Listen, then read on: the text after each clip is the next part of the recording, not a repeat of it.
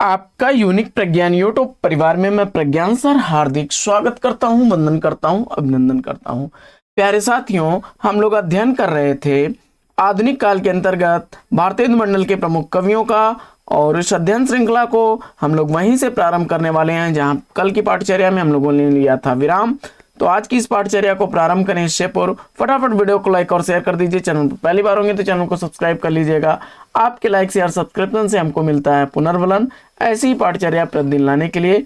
तो आज की पाठचर्या में साथियों हम लोग पहले पढ़ते हैं प्रताप नारायण मिश्र जी को। इनका जन्म उन्नाव में 1856 ईस्वी में हुआ था और यह जन्म तिथि रामस्वरूप चतुर्वेदी, आचार्य हजारी प्रसाद द्विवेदी और बच्चन सिंह के अनुसार मानी जाती है। प्रताप नारायण मिश्र की कुछ काव्य पंक्तियों पर करते हैं चर्चा। कौन करे जो नहीं कसकत सुनी विपत्ति बाल विधवन की, सब धन लिए जाते अंग्रेज हम केवल बातन के तेज। भारतेंदु हरिश्चंद्र ने भी कहा है कि हंसी हंस के तन मन धन से जाहिर बातन में अति तेज, क्यों सखी साजन ना सखी अंग्रेज। तो प्रताप नारायण मिश्र की पंक्तियों के बाद इनकी प्रमुख काव्य रचनाओं पर कर लेते हैं चर्चा। प्रेम पुष्पावली, मन की लहर, लोकोक्ति शतक, तृप्यंताम, प्रताप संग्रह, दंगल खंड और रसखान शतक, ये प्रमुख काव्य रचनाएं हैं प्रताप नारायण मिश्र के। इसके अलावा इनके द्वारा लिखे गए नाटकों पर कर लेते हैं चर्चा। कलि कौतुक, भारत दुर्दशा, कलि प्रभाव, हमीर हट, गो संकट, जुआरी खुआरी, संगीत शाकुंतल, ये प्रमुख नाटक हैं। और ब्राह्मण पत्र का इन्होंने संपादन कार्य भी किया। हिंदी हिंदू हिंदुस्तान का नारा इन्होंने दिया था और इन्हें द्वितीय भारतेंदु भी कहा जाता है। निबंध इनका है घोरे कलत्ता बीने कनातन कड्डोल बांधे, समझदार की मौत, बात, मनोयोग, वृद्ध, भौं, धोखा, आप, दांत, पेट, मुक्ष आदि इनके जो है प्रमुख निबंध हैं। इसके बाद कुछ अन्य रचनाकारों में ठाकुर जगमोहन सिंह को देख लेते हैं। भारतेंदु मंडल के अलावा भारतेंदु युग के कुछ अन्य रचनाकार, जिसमें ठाकुर जगमोहन सिंह काफी चर्चित रचनाकार हैं। 1857 ईस्वी जन्म इनका है। जगमोहन मंडल, भारतेंदु मंडल के तर्ज पर जगमोहन मंडल इन्होंने बनाया था। और इनके द्वारा लिखे गए काव्य ग्रंथों में प्रेम संपत्ति लता, श्याम लता, श्यामा सरोजनी, श्यामा विनय, देवयानी, सज्जनाष्टक, संपत्ति पचासा, ओमकार चंद्रिका, प्रेम रत्नाकर प्रमुख हैं। इन्होंने ऋतु संहार, कुमार संभव, मेघदूत, हंसदूत, ज्ञान प्रदीप का हिंदी भाषा में अनुवाद किया। इन्होंने बायरन के ग्रंथ प्रिंजनर आव शीलन का बंदी शीर्षक से अनुवाद किया। ये ब्रज भाषा और कवित सवैया में रचना करते थे। आचार्य शुक्ल ने इन्हें एक प्रेम पथिक कवि के रूप में देखा है। और इनके द्वारा लिखे गए उपन्यासों में श्यामा स्वप्न, अंबिका दत्त व्यास ने इसे गद्य काव्य कहा है। ये मध्य प्रदेश के रहने वाले थे।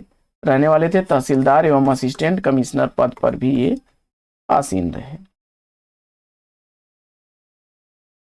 आगे बढ़ते हैं और राधा कृष्ण दास को देख लेते हैं। भारतेंदु जी के फुफेरे भाई थे। विजयनी विलाप, देश दशा विसर्जन, पृथ्वीराज प्रयाण, रहीमन विलास और 56 की विदाई इनकी प्रमुख रचनाएं हैं। इन्होंने सूरदास, नागरीदास, भारतेंदु का जीवन चरित भी लिखा है। इनके द्वारा लिखे गए नाटकों में राधा कृष्णदास का दुखनी बाला काफी चर्चित नाटक है। पद्मावती, महारानी पद्मावती, महाराणा प्रताप, सती प्रताप और धर्मालाप प्रमुख है। महाराणा प्रताप नाटक का एक अन्य नाम राजस्थान केसरी भी है। इन्होंने निसहाय हिंदू उपन्यास भी लिखा था जो काफी चर्चित है, अक्सर पूछा जाता है। हिंदी भाषा के सामयिक पत्रों का इतिहास नामक कृति भी इनके द्वारा लिखी गई है, जिसे काशी नागरी पिचाणी सभा का प्रथम प्रकाशन भी कहा जाता है। आगे बढ़ते हैं।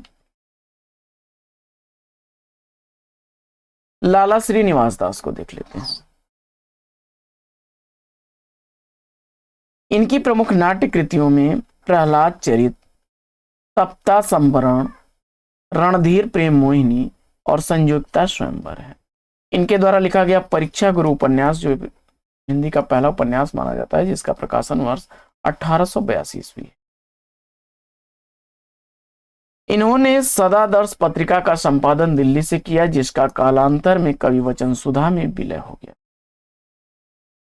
भारतेंदु ने अपनी पुस्तक नाटक या दृश्य काव्य में नहुष गोपाल चंद्र गिरधर दास को प्रथम व शकुंतला राजा लक्ष्मण सिंह को द्वितीय तथा विद्या सुंदर भारतेंदु के तृतीय तथा तप्ता संवरण को चतुर्थ नाटक माना है।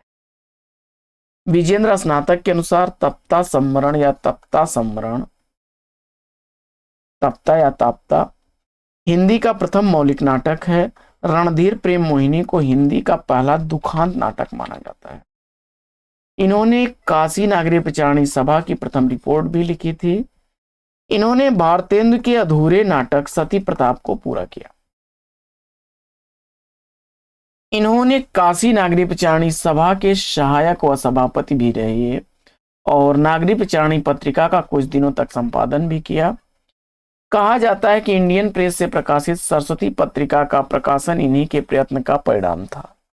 भारत 12 मासा इनकी अन्य महत्वपूर्ण कृति है और इनके ग्रंथों का संकलन श्याम सुंदर दास ने राधा कृष्ण ग्रंथावली शीर्षक से किया है।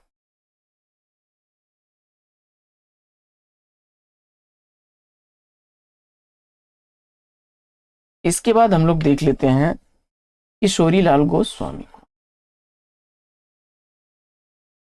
किशोरीलाल गोस्वामी मूलतः उपन्यासकार हैं। अपने उपन्यासों का उद्देश्य प्रेम के विज्ञान का प्रचार माना है। इन्होंने उपन्यास नाम से एक मासिक पत्र भी निकाला था। शुक्ल जी के अनुसार इन्होंने बहुत से उपन्यासों का वर्ण विषय नवयुवकों पर बुरा असर डाल सकता है।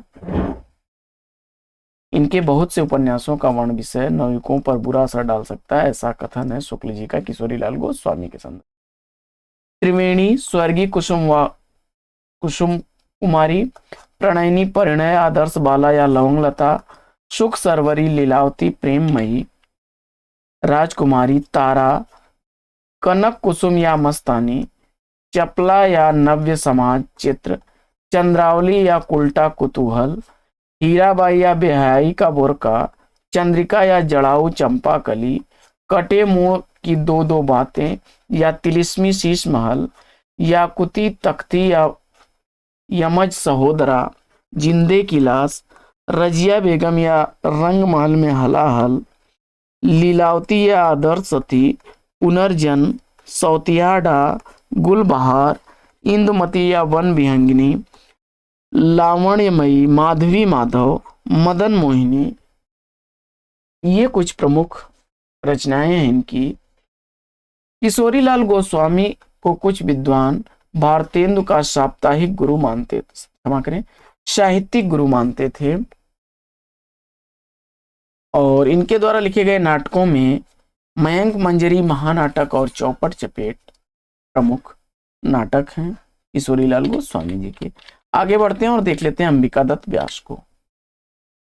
अंबिका दत्त व्यास, इन्होंने इला, जया, मधुमालती तथा प्रमिला इत्यादि बंगला उपन्यासों का अनुवाद किया।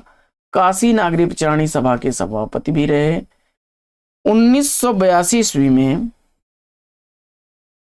हिंदी दीप्ति प्रकाश नाम से पत्रिका भी निकाली। भारतेंदु ने 12 वर्ष की उम्र में शुकव की पदवी दी थी इन्हें और 1882 ईस्वी में भागलपुर से वैष्णव पत्रिका नामक पत्र का संपादन भी किया। कुछ दिन तक पीयूष प्रवाह नामक पत्रिका के भी संपादक थे 1884 ईस्वी में। इनके द्वारा लिखी गई आत्मकथा निज वृतांत है।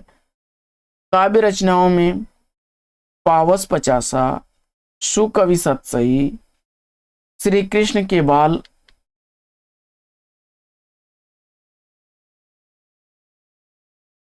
श्री कृष्ण के बाल लीला प्रसाद सौ दोहे, आनंद मंजरी, गणेश शतक, दास कौतुकी, 25, समस्या पूर्ति सर्वस्व, आश्चर्य वृतांत, कौतुक 50, बिहारी विहार, रसीली कजरी, हो होरी, झूलन झमक, सहस्त्र नाम रामायण प्रमुख हैं। अंबिका दत्त व्यास ने अपनी काव्य कृति बिहारी विहार में बिहारी के दोहों को कुंडलियां बद्ध किया है और इनके द्वारा लिखे गए नाटकों में ललिता, गो संकट और मन की उमंग प्रमुख है। आगे बढ़ते हैं और देख लेते हैं राधाचरण गोस्वामी को।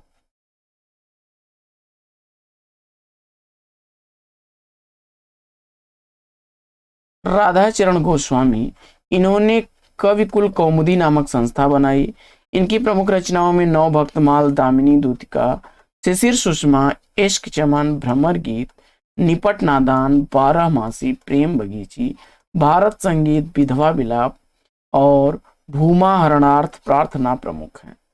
नायिका स्त्रोत, रेलवे स्त्रोत और यमलोक की यात्रा इनके द्वारा लिखी गई व्यंग रचनाएं हैं।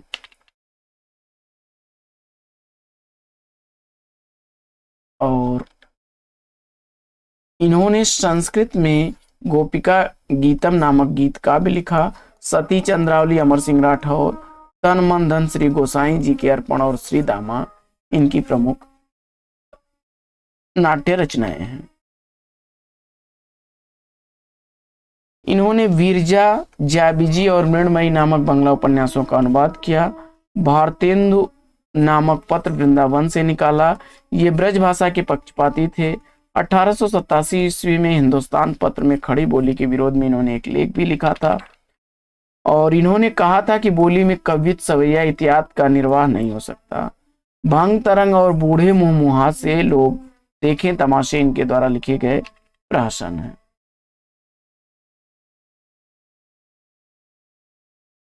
आगे देख लेते हैं हम लोग देवकी नंदन खत्री जी को। तो देवकी नंदन खत्री जी के प्रमुख उपन्यासों में चंद्रकांता, चंद्रकांता संतति, नरेंद्र मोहिनी, वीरेंद्र वीर, कुसुम कुमारी, काजर की कोठरी, भूतनाथ, गुप्त गोदना, अनूठी बेगम और नौलखा हार प्रमुख हैं। इन्होंने अपना एक निजी प्रेस वाराणसी बनारस के नाम से खोला था। इन्होंने सुदर्शन नामक मासिक पत्रिका तथा माधव प्रसाद मिश्र के संपादकत्व में निकाला। इन्हें तिलिस्मी या अयारी उपन्यासों का प्रवर्तक माना जाता है। ये तिलिस्मी होशरुबा से प्रभावित थे और चंद्रकांता को उर्दू साहित्य के बोस्तान ख्याल और चंद्रकांता संतति को उर्दू साहित्य के दास्ताने अमीर हमजा के समान माना है। आगे बढ़ते हैं और गोपाल राम गहमरी को देख लेते हैं। तो इन्हें जासूसी उपन्यासों का प्रवर्तक माना जाता है। ये गहमर गाजीपुर से जासूस नामक मासिक पत्रिका भी निकाली इन्होंने। इनके प्रमुख उपन्यासों में अद्भुत लाश, गुप्तचर, बेकसूर की फांसी, सरकटी लाश, खूनी कौन, बेगुनाह का खून, जमुना का खून, डबल जासूस, मायावी, जादूगरनी मनोरमा, जासूस की चोरी, अद्भुत खून, जासूस पर जासूसी, डांके पर डांका, जासूस के चक्कर में खूनी का भेद, खूनी की खोज, अलाइन पर लाश, भोजपुर का ठग, जासूस की अयारी प्रमुख उपन्यास हैं इनके। तो साथियों, आज की इस पाठचर्या में ले लेते हैं यहीं पर विराम। आगे के पार्ट को हम लोग अगले वीडियो में करेंगे। तो फिर मिलते हैं आपसे अगले वीडियो में एक नए प्रश्न, एक नया टॉपिक, एक नए अंदाज में। तब तक के लिए लेंगे आपसे विदा। आपका जीवन मंगलमय हो। बेस्ट विशेष, बेस्ट ऑफ लक। जय हिंद साथियों।